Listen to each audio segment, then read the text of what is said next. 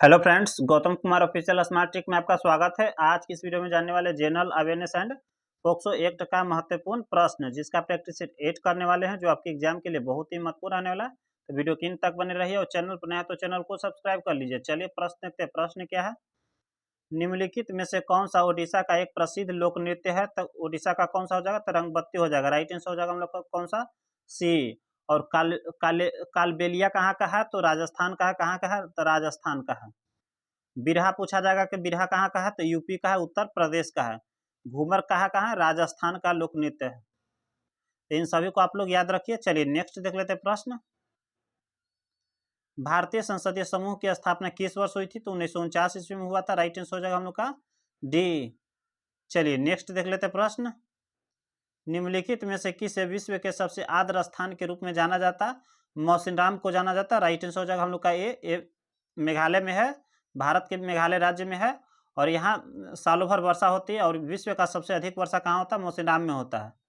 चलिए नेक्स्ट देख लेते प्रश्न। निम्नलिखित में से किस विद्रोह का नेतृत्व कान्हू और सिद्धू ने किया था? तो संथाल विद्रोह का किया था। राइट आंसर हो जाएगा हम लोग का बी। और कब से कब संथाल विद्रोह हुआ था? तो 1856 में हुआ था संथाल विद्रोह। और इसका नेतृत्व कौन कर रहे थे? कान्हू और सिद्धू ने किया था। और यह विद्रोह ब्रिटिश शासन में काल में जमींदारों तथा साहूकारों द्वारा किए जाने वाले अत्याचारों के खिलाफ था। और मुंडा विद्रोह क्या था? तो मुंडा विद्रोह के नेतृत्व कौन कर रहे थे? तो बिरसा मुंडा कर रहे थे। कौन कर रहे थे? तो बिरसा मुंडा कर रहे थे। सभी जनजातीय विद्रोह है, भील विद्रोह है, ये भील जनजाति द्वारा किया। खासी विद्रोह खासी जनजाति द्वारा किया गया था। तो चलिए नेक्स्ट देख लेते प्रश्न। निम्नलिखित में से कौन सी ग्रीन हाउस गैस वातावरण में सर्वाधिक प्रचुर मात्रा में है? तो जलवाष्प है। राइट आंसर हो जाएगा हम लोग का बी।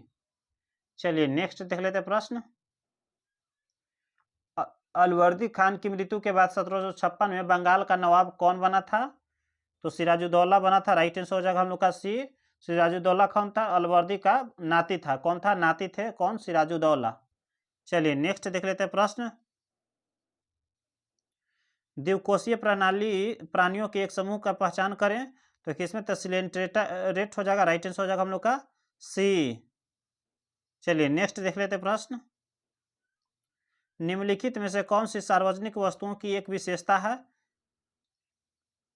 तो राइट आंसर हो जाएगा हम लोग का बी। एक व्यक्ति के उपयोग से दूसरे व्यक्ति के उपभोग पर कोई प्रभाव नहीं पड़ता है। राइट आंसर हो जाएगा हम लोग का बी। चलिए नेक्स्ट देख लेते प्रश्न। निम्नलिखित में से कौन सा अनुच्छेद 301 के तहत एक अधिकार है? तो संपत्ति का अधिकार एक कानून बना दिया गया है। कानून पहले मूलाधिकार था। और किस कब? तो 44वें संविधान संशोधन के द्वारा 1978 में। और इसे अनुच्छेद 301 के तहत रख दिया गया, कानूनी अधिकार बना दिया गया है संपत्ति के अधिकार को। राइट आंसर हो जाएगा हम लोग का सी। चलिए नेक्स्ट देख लेते हैं प्रश्न। कौन सा सिद्धांत धातु परिसरों में लिगेंड बॉन्डिंग और डी ऑर्बिटल्स के क्षरण और धातु परिसरों की ज्यामिति और डी ऑर्बिटल के विभाजन के बीच संबंधों पर चर्चा करता है? तो कौन सा? तो हम लोग का राइट आंसर हो जाएगा बी, क्रिस्टल क्षेत्र के सिद्धांत। राइट आंसर हम लोग का हो जाएगा बी। चलिए नेक्स्ट देख लेते प्रश्न। नेक्स्ट हम लोग का पोक्सो का प्रश्न है। चलिए तो पोक्सो का एक्ट का प्रश्न है। 10 प्रश्न पूछे जाएंगे आपके एग्जाम में। बालक अधिकार संरक्षण आयोग अधिनियम 2005 का अध्याय 3 किससे संबंधित है? तो हम लोग का राइट आंसर हो जाएगा आयोग की कृत्य एवं शक्तियां से संबंधित है। राइट आंसर हो जाएगा हम लोग का सी। और आप लोग का इस बालक अधिकार संरक्षण आयोग अधिनियम 2005 के अंतर्गत टोटल 7 अध्याय और 37 धाराएं पढ़ना है। यहाँ से प्रश्न पूछा जाता है कि कितनी इसके अंतर्गत धाराएं हैं और कितने अध्याय हैं। तो ये सभी प्रश्न पूछे हुए प्रश्न हैं। और राष्ट्रीय बालक अधिकार संरक्षण आयोग भाग 2 में बताया गया है। राज्य बाल अधिकार को किस में बताया गया? तो अध्याय 4 में बताया गया है। और बालक न्यायालय को धारा अध्याय 5 में बताया गया है। तो चलिए नेक्स्ट देख लेते प्रश्न। भारतीय दंड संहिता की निम्न में से किस धारा के तहत 12 वर्ष से कम आयु की स्त्री से बलात्कार के लिए दंड दिया गया है? तो 306 धारा 376 के ख में।